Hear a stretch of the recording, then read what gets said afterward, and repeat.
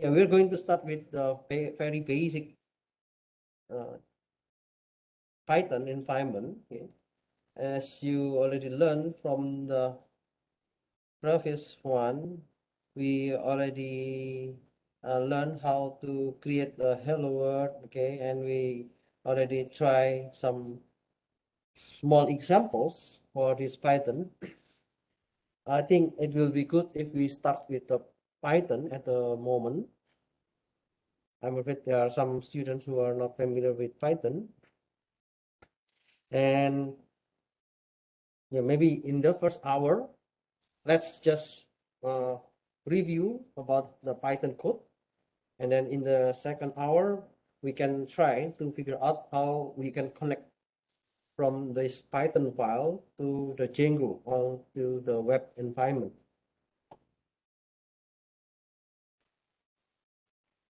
In Python, we have many things that we can do, especially when we are dealing with the object-oriented. Okay. Python is an object-oriented language, and we have classes, and the classes is the basis for all the data type. Okay. There are many kind of classes, but the basic for the classes in the data fields, information system fields, we can use the classes for integers, we can use the classes for float, and we can use the classes for string. Yeah, in Python, a class is immutable because every object of that class has a fixed value upon instantiation. So once you create an instance, then for every class, you can create an object, and the object is immutable, or you cannot change the object. So for example, in the float class, it is immutable. So there are some other classes like boolean, integer, float. Yeah, those are immutable. You cannot change the value. But list, yeah, it is mutable. You can change the elements. Tuple, str, string, yeah, it is immutable. Set and dictionary is mutable. You can change the value, and the frozen set is immutable. So let's figure out some of these classes. The boolean is used for the logical values or the boolean values, and the expression are two values, which is true or false. And we have the boolean constructor, which is bool, and the result always false for this default one. We have integer class. The integer class is designed to represent integer values, and integer class you can use like the in with the parenthesis int, and it will return 0. If you input any values like 3.14, and if you put this integer, then it will return only the value, which is the first number before the comma, or before the decimal. So if you have like minus 3.9, then you will get only minus 3. And this is very flexible if you have integer with a string. So the string is 137. Yeah, you can directly get the integer value. Float. So in boolean, integer, and float, those are the immutable classes. When we are dealing with the immutable classes, yeah, you can define with the class. In this case, we use the class float. If there is no value inside the parenthesis, it will return 0.0. If you put any values, like for example float 2, then it will return the 2.0. If you have float 3.14 with the quote, it will return the value 3.14, like this. So you can try with Python. Let's say you have the print bool like this.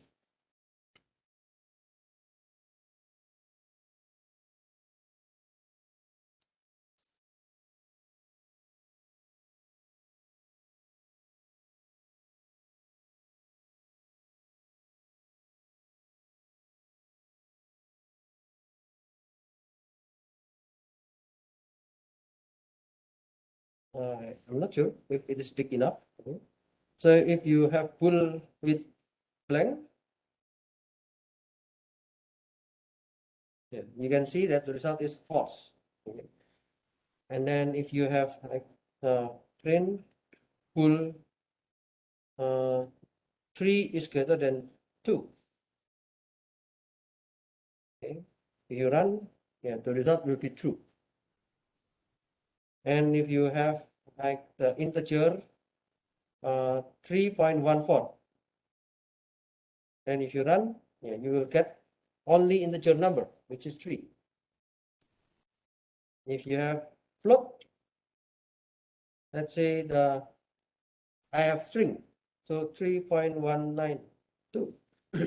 Then if I run this, yeah, you will get the result in float. You can also change the value, the integer of string number. Let's say I have 3.14 as a string. I want to change it to integer. And oh, sorry, what is this?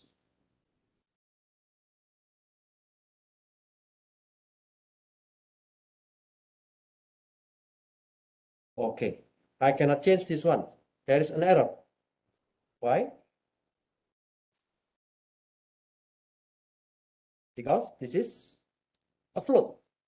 Okay, even though the integer is dedicated to change the float to integer, but we cannot change the string, which consists of a decimal. We cannot change this one into integer. Okay? So the value should be integer only. For example, like this one, then yeah, that's okay. Okay.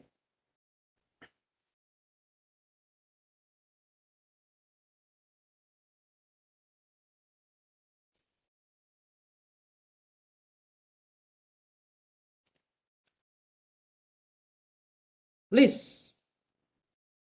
So list is one of the data type in Python, and it stores a sequence of objects. And the elements of a list may be arbitrary objects. So the object can be anything. It can be numbers. It can be string. It can be any characters. And it is the same like an array where we can access the element by using index. So the index start from 0 and it will be until n minus 1. Lists have the ability to dynamically expand and contract their capacity as needed. And a list, we use the square bracket. We have this empty list because no element inside. But if we have the elements, we can specify whether the element is string, whether the element is number. And in this case, we have 3 strings. We can change to list class, like this one. So it is a constructor that produces an empty list. And this list constructor will accept any iterable parameters. So if I put list with the parameter half, then the result will be H, U, and F, and S.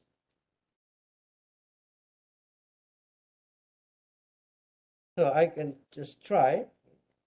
Let me just remove this one. if I have a list, let's say I have data, and then I have list apple, banana, mango. So I can print the data. The data will be apple, banana, and mango. Now I want to print only the first element of the data.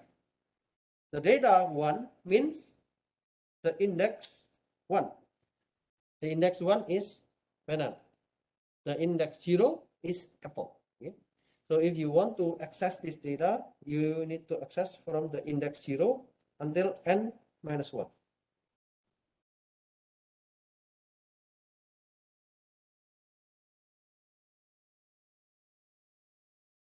The other kind of structure in Python, we call it tuple.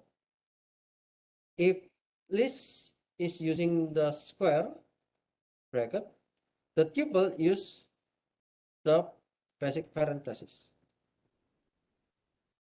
So the tuple class provides an immutable or unchangeable version of a sequence. It allows instances to have an internal representation that may be more streamlined than that of a list.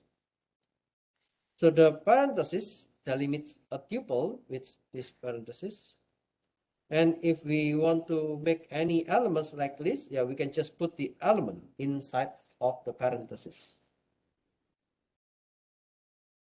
So the idea is same with the list. Let's say I have data 1. I have another data, let's say grapes, pineapple, cherry. Okay.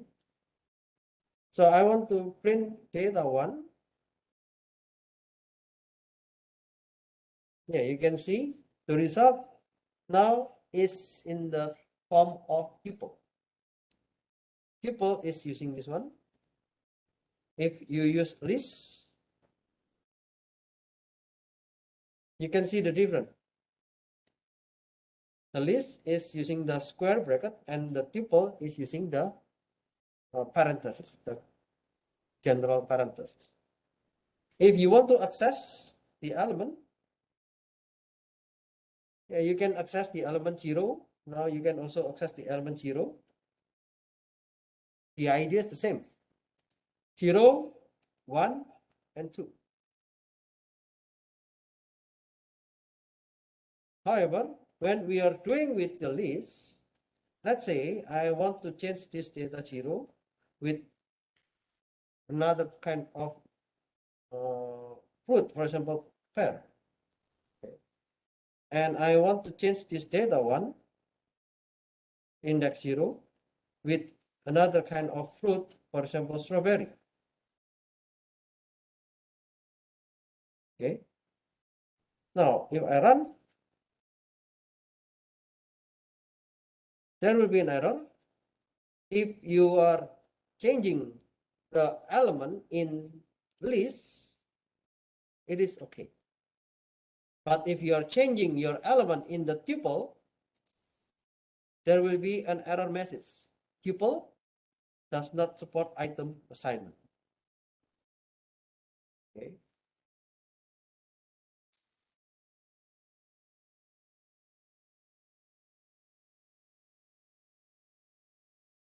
In the Python, we have string class.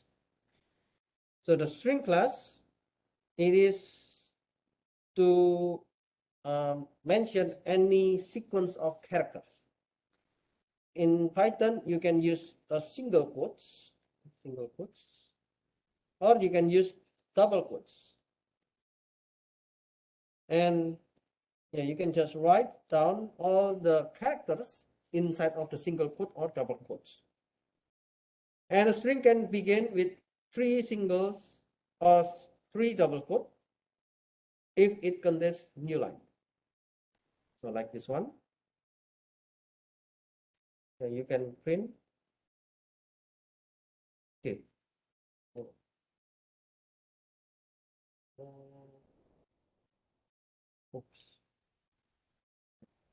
I forgot the.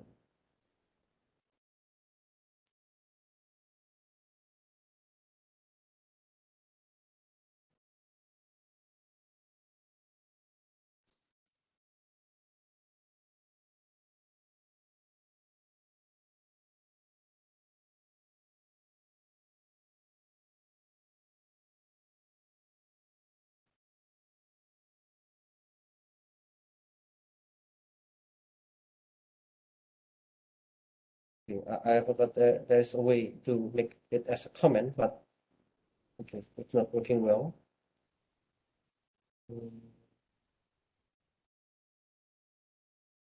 Okay, anyway, I will just remove this one.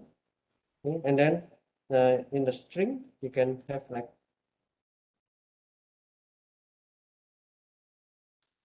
this is the class of information system.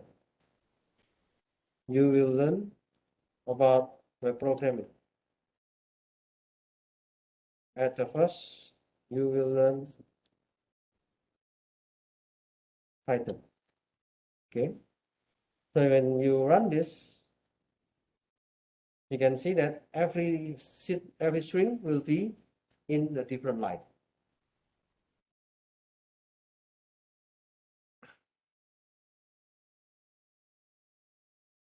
And also in the Python, we have set and dictionary. Set is a kind of data that you need to have unique values. So the unique values means without duplicates, without inherent order of those elements. We use the curly braces, like this one, and you can define the set as anything. You can define the set as a string. You can define the set as a number. Okay.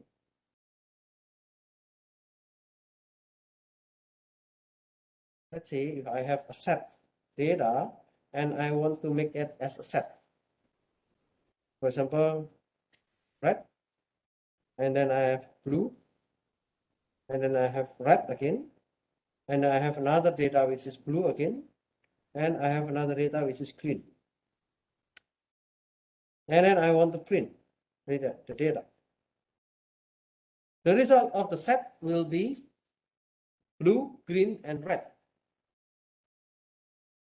Why? Because we do not want to have duplicate values. We have red and red, so we have two reds. Because it is a set, then we will exclude one of the element. Blue and blue, we have two elements, but this is the set, so it will be deleted one, and the sequence, yeah, it does not care about the sequence. There is no inherent order.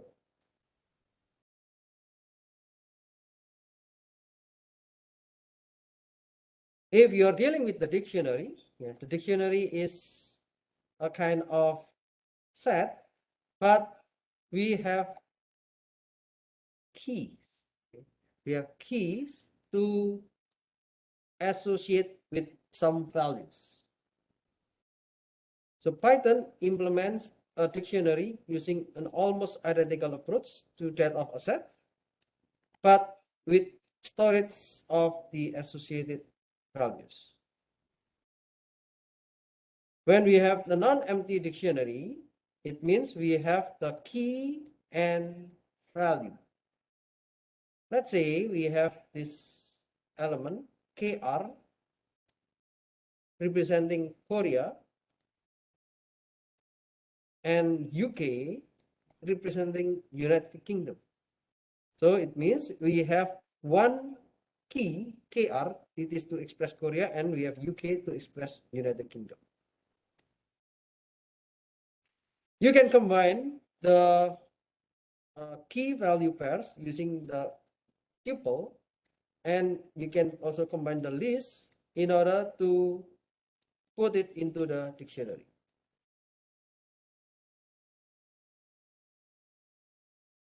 So you can define your data. We have the key, say KR, and then you separate with colon. So this is the Korea. We have the key UK. It is to express the United Kingdom. Let's make this as the data one. I want to print data one.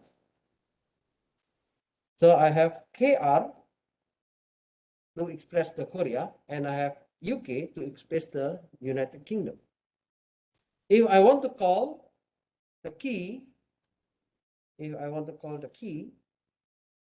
then it will return the value. So the value of the key KR is Korea. If I change this one to UK, then it will return the value United Kingdom.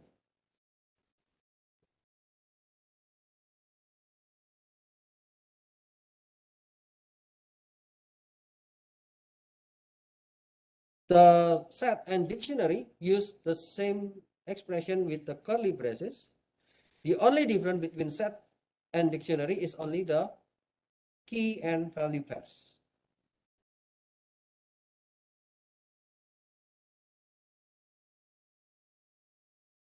Okay, some program structure that you need to understand. Yeah, this is just a review. So I will not discuss on the details because in the later part, you will learn more about how to express this program structure in Django. Common to all control structures, the colon character is used to delimit the beginning of a block of code that acts as a body for a control structure.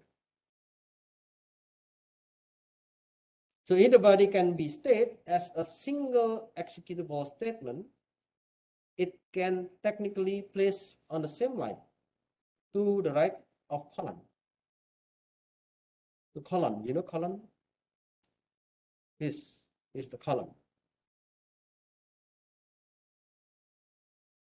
However, if a body is more typically typeset as indented block, so it will be the starting following the column.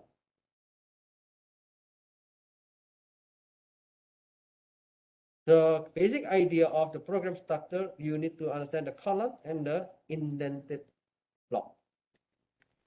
And Python relies on the indentation level to design it, the extent of that block of code, or any nested blocks of code within.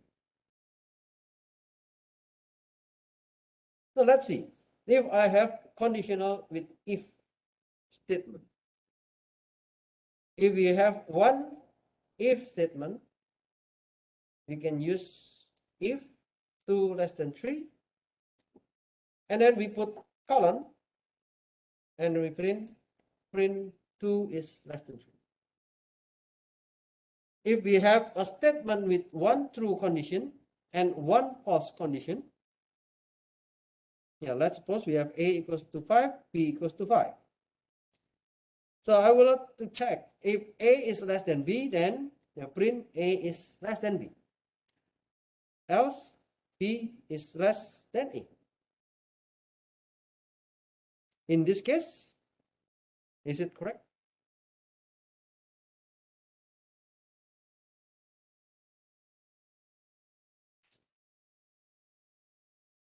If you try with this code in the okay, you cannot directly copy and paste. Sorry, you need to retype.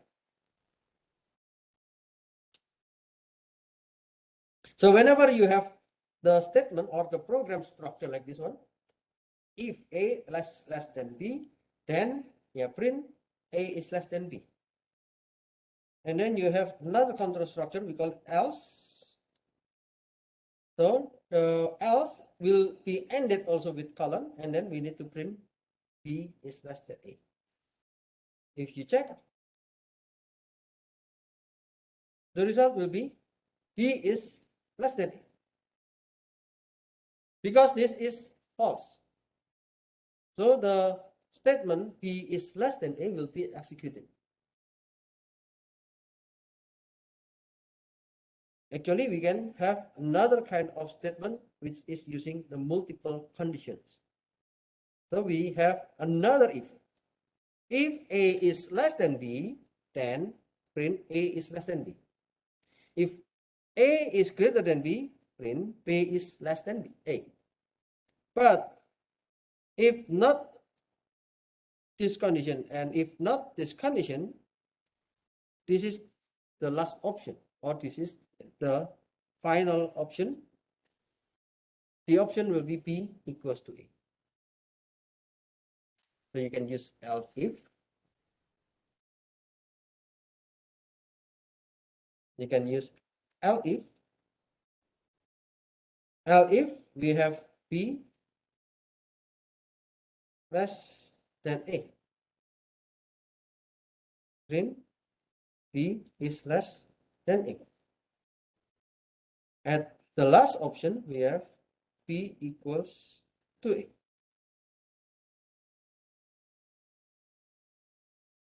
And if we have A equals to 5 and B equals to 5, yeah, of course the result is B is equal to A.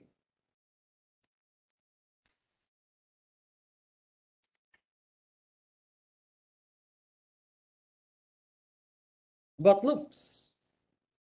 In the loops, we can learn two kinds of control, which is for loop and while loop.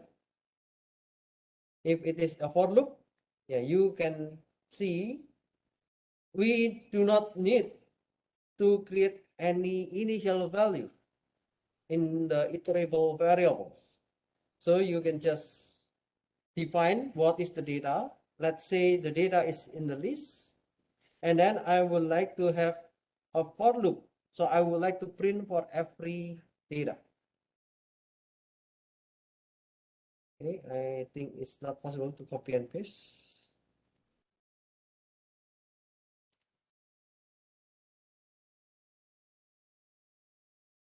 So if I run this, you can see the result is 1, 2, 3, 4, 5. I have the data, which is a list 1, 2, 3, 4, 5. And then I want to do the iteration. I will be the variable to access every element in the list. So we are going to print I 1, 2, 3, 4, 5.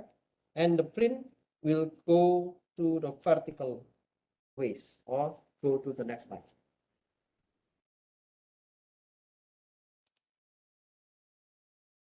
We can use range. We can iterate a sequence of number using range, and we can specify the start, stop, and the interval. So here I give you one example.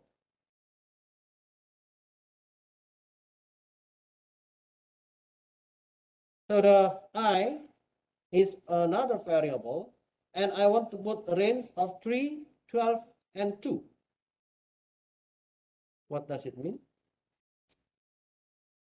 The first number is the start number. The second number is the stop number. And the third number is the interval. I want to go to the number 12, starting from 3. And let's have two numbers for every of the sequence. Then you will have 3, 5, 7, 9, and 11. If you want to make it only one for every of the interval, you can just delete the 2, then you will get the number 3, 4, 5, 6, 7, 8, 9, 10, 11. If you want to print all the numbers from 0 until 12, sorry, from 0 until 11, then you can just delete the starting point and the numbers will start from 0. Okay, by using this range, yeah, it is a kind of iterator with a sequence number.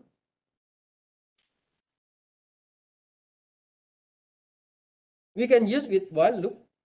The while loop is also another form of iteration, and we need to define what is the initial value for this kind of iteration. We are using j equals to 0. Just do this. So now I'm assigning j equals to 0, and I have a data, and this data is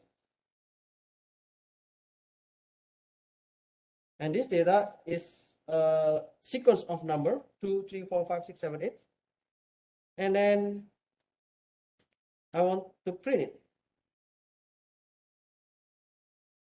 After I print the data in the index j, what is index j? This is j. J start from 0, and then after I do the print, I would like to increase the variable j with 2. So we have next is index 2. And if the j is still less than the length of the data 1, so it means 1, 2, 3, 4, 5, 6, 7. If the j is still less than 7, then it will keep iterating for all the elements in the data 1. After we finish with all the data, then it will stop.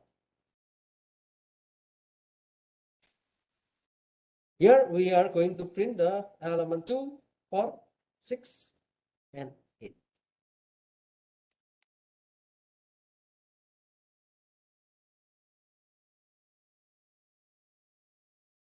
In the for loop in Python, we have the concept of break and continue.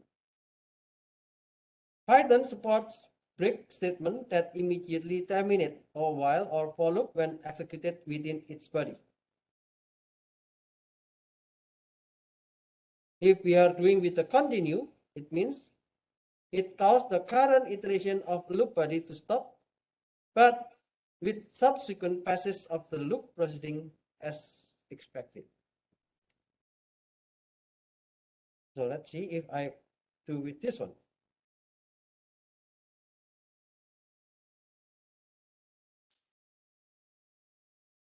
Oh, this one is okay with the PyCharm. Oh, you can see there is one error here. Okay. There is a red line. What is this red line means? When you click this one, yeah, there will be a kind of warning message. Okay. So PyCharm can give you this warning message, and it also give you some kind of information like the break statement. It break may only occur syntactically nested in a for or while loop, and etc. So PyCharm have this kind of dictionary. So it provides you to understand about the Python statement. As you might know, after the colon, we need to put some space, or we call this is the indented block. After the colon, you need to put also another indented block. So here you need to make one more tab in order to switch with the Python structure. So after every colon, you need to make the indented block. This is another colon, so you need to make another tab for this one.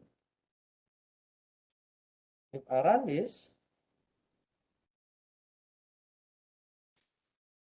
nothing happens because I do not put any statement here.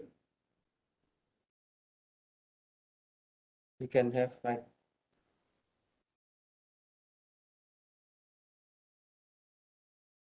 print number. Okay. So I will print 1. After I print number 1, it will check. Is number equal to 3? No. Then it will go to the next number, 2. I will print 2. 2 is equal to 3? No. Goes to the next one, 3. We will print the number and then check. 3 equals to 3? yes, then it will break. So it will stop the state. This will be different if I put the statement here.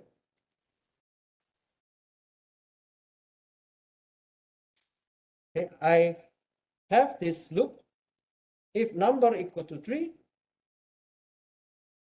break. If there is no issue with this one, I will print the number. What would be the result? So we print 1 and 2. After we have 1 and 2, because we check the number first. When the number equals to 1, 1 equals to 3, no, then just print. 2 equals to 3, no, then just print. 3 equals to 3, yes, then stop. What happens if I change this one to continue?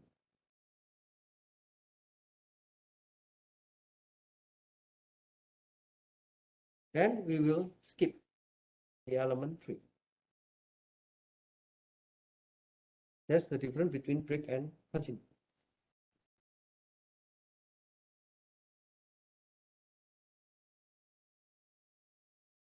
Functions. In Django, we will see a lot of functions. So basic definition of functions will be necessary. In functions, we can define function without parameters. So here is a function without parameters. And we can also have function with parameters. So let's see if I want to make a def. Def is name or a statement to say that it is a function. I have a display function and then I want to print out. So if I display, I call the function display, then we have out. This display means the function name. So you can define any function name here. And then let's say if I have word, and if I want to print word, so we can say some. Let's say I want to put soul as the parameter. So Python can understand that this is the parameter soul. It will be the value of the variable word, and I want to print word. The result will be soul. So whenever you call this function display with any parameters you define here, it will be printed in the statement.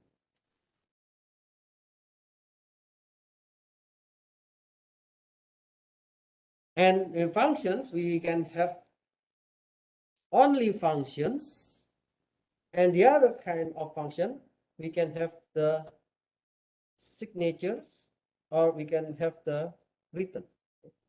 If we have only this kind of function, so we have the signatures, we have like this one, this is the signatures. But if we have return statement, we have the signatures and we have the return statement that follows according to the execution in this statement. Now, let's suppose I use this one.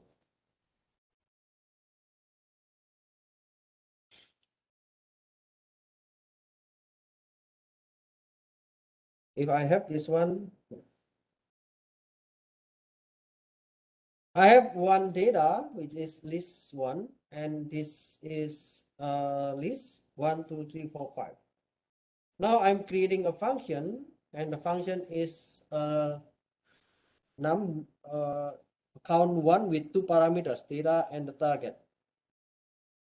Here I define one variable n equals to 0, and this one is a for loop. For every number in the data, If the number equals to the target, so the target we can define here, then yeah, let's do n plus 1. So using this one, we can know that the target is 3, so we have only 1. Let's say we have 3 and 4 and then 6 and then 3. What happened? The result will be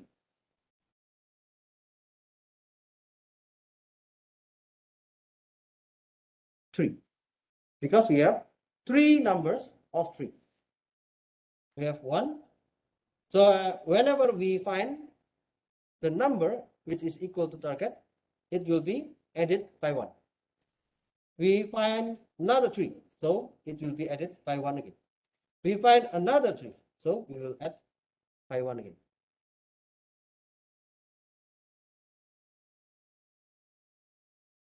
The other kind of function, we can have the return statement. Instead of the print statement, let me just change to return. If we return a value, we can put into a variable. Let's say num. I want to return a value and then I want to put it into the variable num. So I can print the variable num. Now the variable num equals to 3.